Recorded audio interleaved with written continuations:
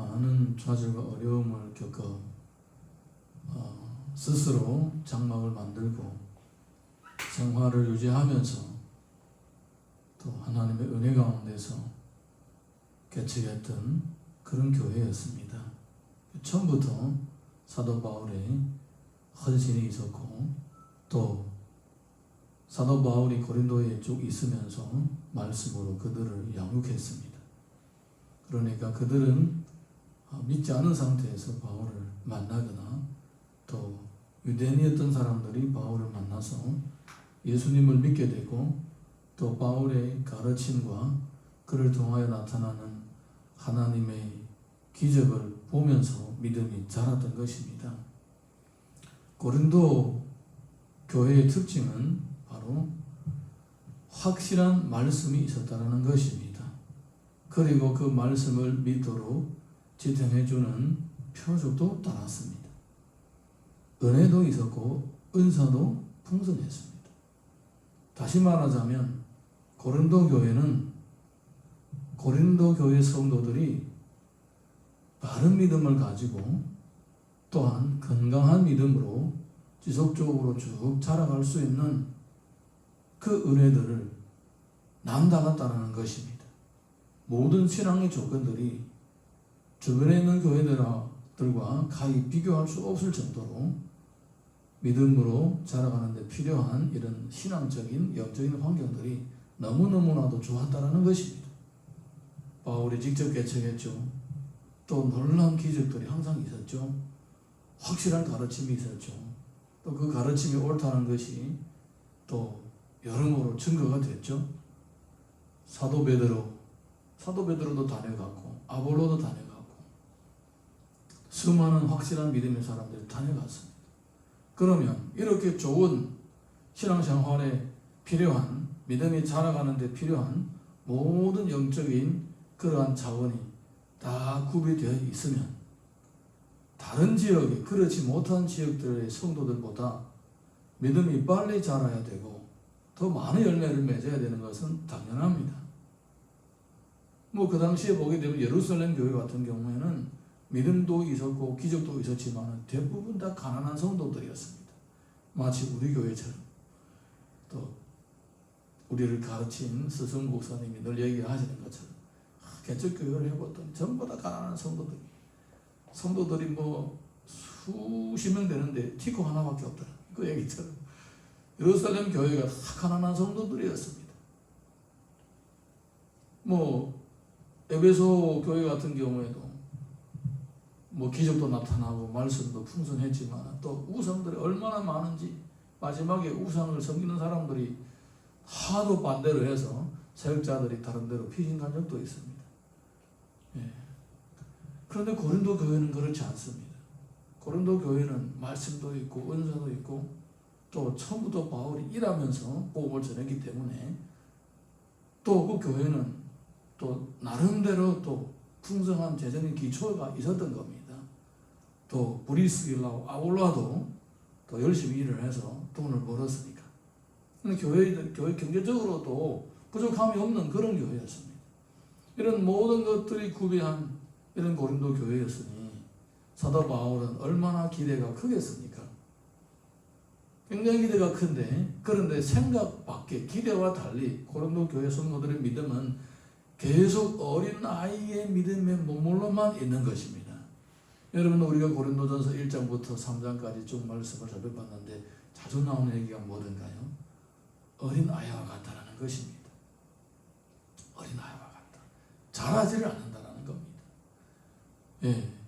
조건이 부족하고 이것도 모자라고 저것도 모자라고 여러 가지 어려움이 있는 주변의 교회들 성도들은 믿음이 자라가지고 세계 선교도 하고 안디옥 교회 같은 경우에는 벌써 세계 선교 한지 오래됐습니다.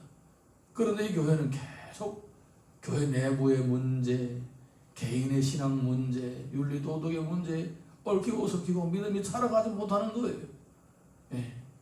눈높이가 항상 어린아이, 독수리와 같이 세계를 바라볼 수 있는 세계 비전의 눈이 열려야 되는데 항상 어린아이의 그 눈높이에서 매일마다 막대기 사탕에만 관심이 있고 매일마다 장난감 자동차에만 관심이 있고 이념, 어린아이들이 좋아하는 인생만 관심이 있는 거예요. 그래서 사도 바울은 이렇게 믿음이 연약한, 이 믿음이 자라지 않는 고린도 성도들을 향하여 얼마나 속이 답답했겠습니까? 예, 얼마나 속이 답답했겠습니까? 마치 아빠가 키가 안 자라고 인성이 자라지 않는 자녀들을 보는 그 답답한 마음처럼 그런 거예요. 14절에서 15절 바로 그 얘기를 하고 있는 것입니다. 자, 우리 같이 읽어보겠습니다. 시작. 내가 너희를 부끄럽게 하려고 이것을 쓰는 것이 아니라 오직 너희를 내 사랑하는 자녀같이 권하려 하는 것이라. 그리스도 안에서 일만 스승이 있으되 아버지는 많지 아니하니 그리스도 예수 안에서 내가 복음으로서 너희를 낳았음이라. 사랑으로 가르치고 권면하는 것은 바로 영적 아비의 역할이었던 것입니다. 사도 바울은 자신은 수많은 스승들과 달리 정말 아버지의 심정으로 지금 고린도 성도들에게 권면의 말씀을 선포하고 있다는 것입니다. 아버지의 마음으로. 왜냐하면 처음부터 그 교회를 개척했기 때문입니다. 심혈을 기울여서 양육했기 때문입니다. 그러니까 아비의 마음입니다. 그냥 말 몇 마디를 하고 권면 몇 마디를 하고 몇 달 동안 가르치고 떠나는 그런 스승들과 다르다는 것입니다. 예. 항상 고린도 교회를 생각하면서 그 영적인 자녀들을 생각하면서 위에서 기도하면서 그들의 성장을 기대해 왔다는 것입니다. 사랑하는 성도 여러분, 믿음이 자라지 않는 것만큼 답답한 일도 없습니다.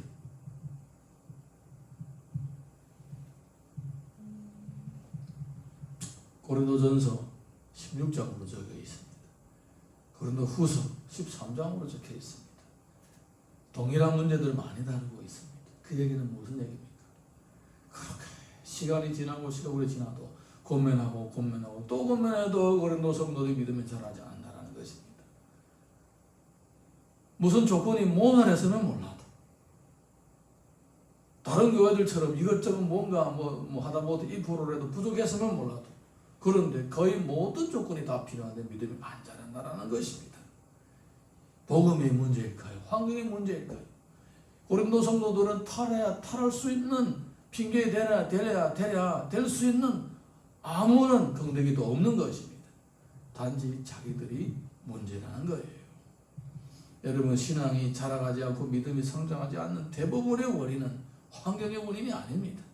오히려 핍박을 받으면서 신앙생활하는 성도들이 더 뜨거운 믿음을 가지고 있는 것입니다.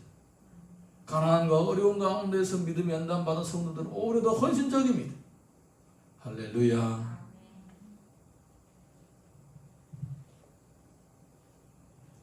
은사가 나타나지 않을지라도 오직 말씀만 붙잡고 가는 성도들은 그 믿음이 오히려 더 견고해지는 것입니다. 그런데 고린도 성도들은 다 그 위에는 믿음이 자라가지 않으니까 영적인 아비로서의 사도 바울은 얼마나 답답한지 모릅니다. 그래서 내가 지금 너희들을 부끄럽게 하려고 하는 게 아니라 속이 너무 답답해서 이 얘기를 하는 것이다. 이 얘기를 하고 있는 것입니다. 사랑하는 성도 여러분, 믿음이 성장하지 않고 제자리에서 발걸음하고 영적인 눈높이 아직까지도 계속 어린아이 상태에 있는, 마땅히 자라야 함에도 불구하고 단단한 음식을 먹어야 됨에도 불구하고 계속 어린이 상태에 머물러 있으면 이거는 정말 힘들고 어려운 문제이고 정말 믿음의 사람들이 근심 걱정거리들 뿐만 아니라 또한 하나님의 마음에도 근심이 되는 것입니다. 잠언 기록을 보게 되면 대저 명령은 등불이요 법은 빛이요 훈계의 책망은 곧 생명의 길이라. 훈계의 책망은 생명의 길입니다. 훈계와 책망은 더디 자라거나 성장이 멈춘 영적인 가족을 향한 아비의 마음의 표현이라는 것입니다. 잘못되라고 하는 것이 아니라 좀 믿음에서 자라가라고 훈계와 책망을 하는 겁니다. 왜냐하면 훈계와 책망이 생명의 길이기 때문입니다. 여러분, 담임 목사님이 설교가 계속 지적하고 책망하고 훈계에 계속 집중하고 있다면 그거는 얼마나 오죽하면 저랬을까 이렇게 이해를 할 수가 있어야 됩니다. 누군들 자기 자녀들을 처음부터 책망하고 자기 자녀를 처음부터 훈계하려고 하겠습니까? 권면을 하는 거죠. 가르치는 거죠. 다 이러는 거죠. 그런데 그래도 안 되니까 훈계하고 책망하고 지적을 하는 것입니다.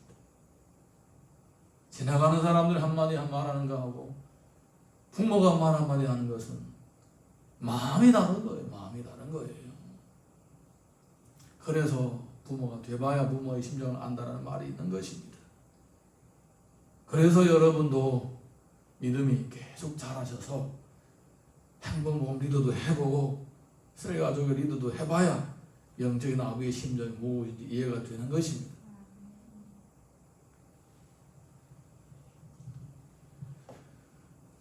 잠언 1장 8절 보게 되면 내 아들아 내 아비의 훈계를 들으며 내 어미의 법을 떠나지 말라.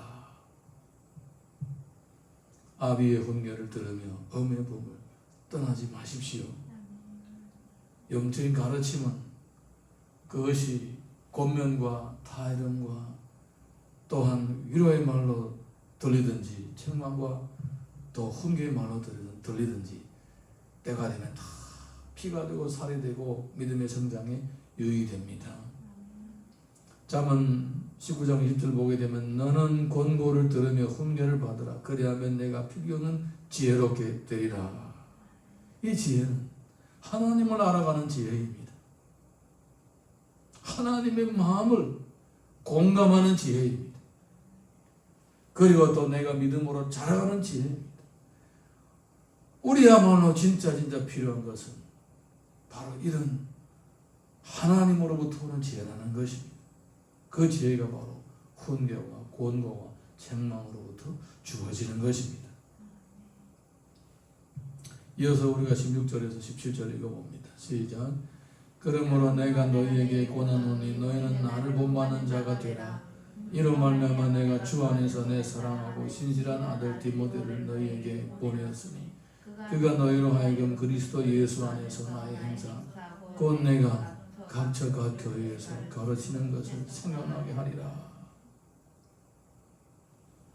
직접 가르칠 뿐만 아니라 몸소 본보기를 보여주었어요. 그냥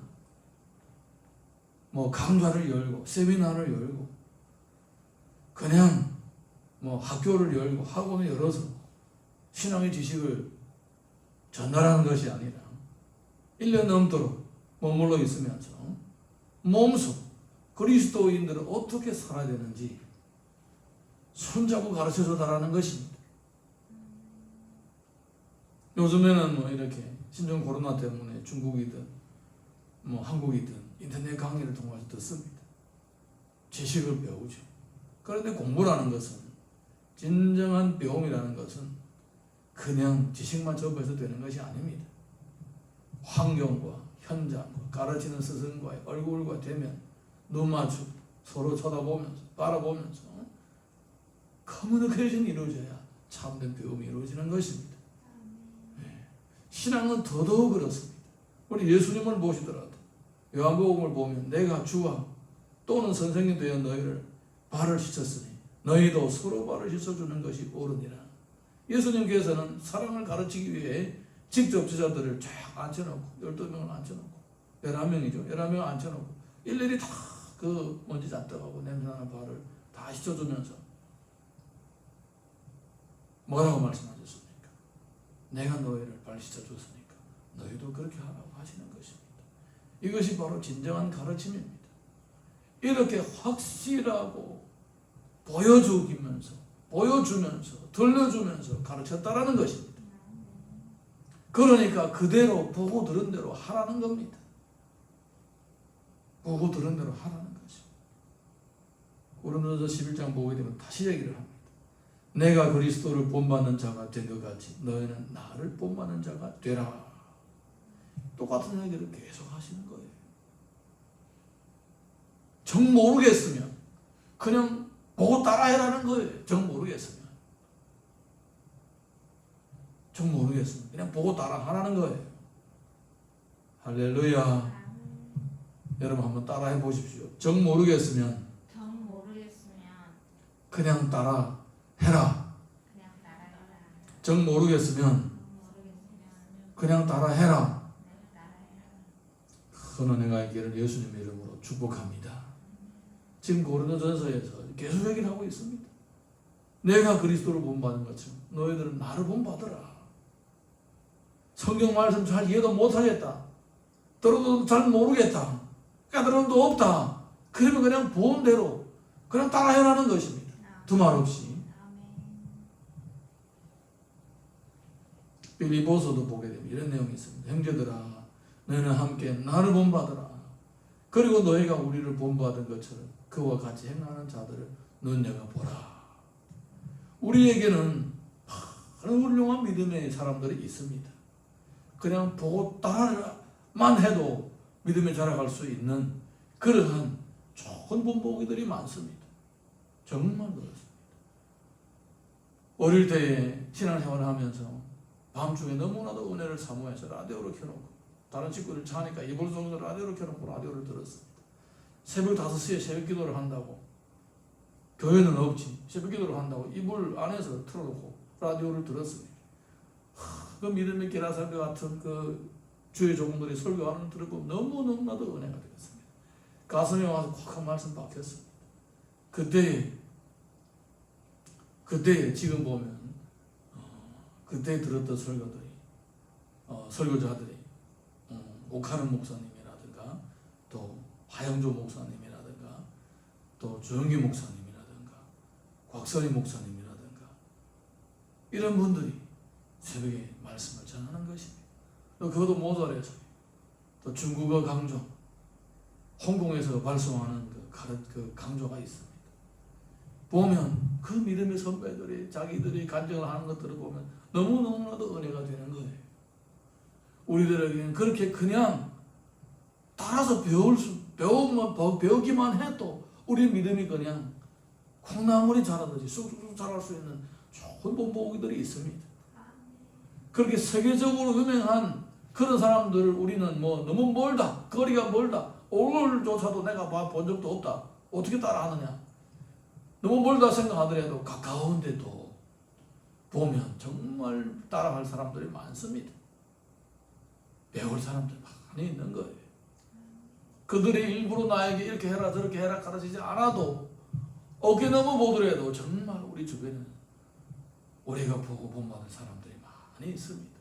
물론 그분들이 완전히 100% 완전한 사람은 아닙니다. 그들을 또 실수도 있고 그들도 때로는 죄가 있고 그때로 시험들도 있습니다.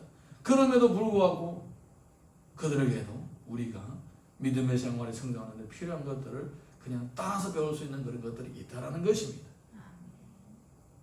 사랑하는 성도 여러분, 정말 믿음이 자라기를 원하신다면 하나님의 말씀에 집중하시고 또 그 말씀을 따라서 실천해 나가면서 몸부림을 치는 우리 주변에 있는 그런 경건한 사람들 모습을 살펴보십시오. 그리고 잘 모르겠으면 그냥 따라해 가십시오. 따라하기만 해도 믿음이 자랍니다. 18절에서 21절 이어서 읽어봅니다. 시작. 어떤 이들은 내가 너희에게 나아가지 아니할 것 같이 스스로 교만해졌으나 주께서 허락하시면 내가 너희에게 속히 나아가서 교만한 자들의 말이 아니라 오직 그 능력을 알아보겠으니 하나님의 나라는 말에 있지 아니하고 오직 능력에 있습니다. 너희가 무엇을 원하느냐? 내가 매를 가지고 너희에게 나아가랴. 사랑과 온유한 마음으로 나아가랴. 사도 바울이 갈등입니다. 갈 때에 어떤 마음으로 가야 되냐? 그들의 믿음이 성장하고 하나님 앞에 자라가고 열매를 맺는 모습은 사도 바울의 기쁨이고 면류관이 되지만은 그들이 싸우고 다투고 교만하고 넘어지는 것은 정말 사도 바울의 가슴에다가 칼을 꼽는 것과 똑같은 일들입니다. 그러니까 자기 눈으로 직접 보면 그냥 듣는 소문하고는 전혀 다를 겁니다. 눈으로 직접 그들의 믿음이 성장하는 모습을 보게 되면 얼마나 기쁘겠습니까?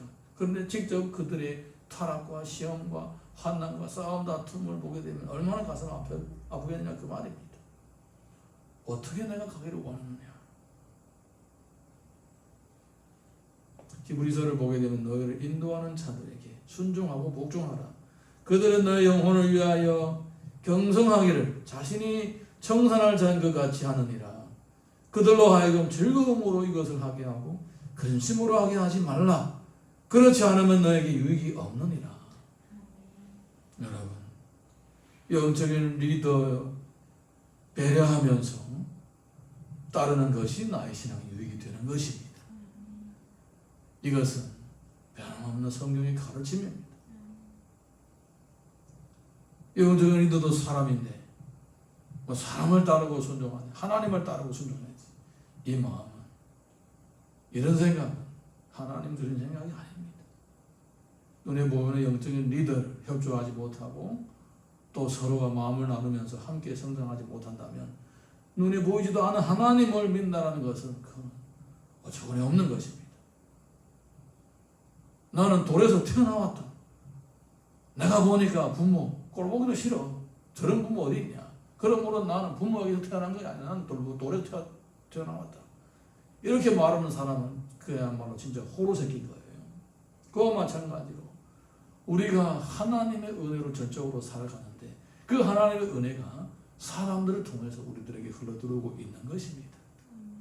그래서 성경에서는 하나님과의 관계와 사람의 관계는 똑같다라고 했습니다.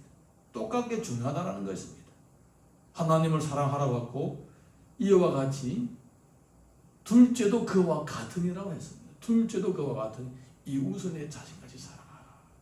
하나님을 사랑하고 그리고 그만큼 똑같이 사람을 사랑하라는 것입니다.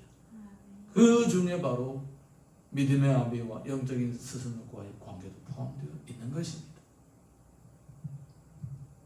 아멘입니까? 아멘. 5월달은 가정의 날입니다. 가정의 달은 어린이날이 있고 아비의 날이 있고 어버이의 날이 있고 스승의 날이 있습니다. 한 5, 6년 전만 해도 스승의 날이 되면 저를 가르쳤던 분들을 찾아가서 자그마한 선물도 전달했습니다. 근데 개척하게 되고 제 자신이 참 많이 어렵고 마음도 힘드니까 찾아가지 못한 지 벌써 몇 년이 됩니다. 그렇지만 계속 생각은 하고 있습니다. 찾아가서 좀 얼굴도 뵙고 그러려고 하고는 있습니다. 또 아무리 멀리 있고 10년 동안 못 보더라도 또 부모를 생각하면서 여러분 시간이 지나면 지나니까 제가 나이가 먹으니까 부모가 잘못한 거 다 잊어버리게 되더라고요. 내가 또 부모가 돼 보니까 지금 부모가 살아있는 자체가 너무나도 고맙더라고요.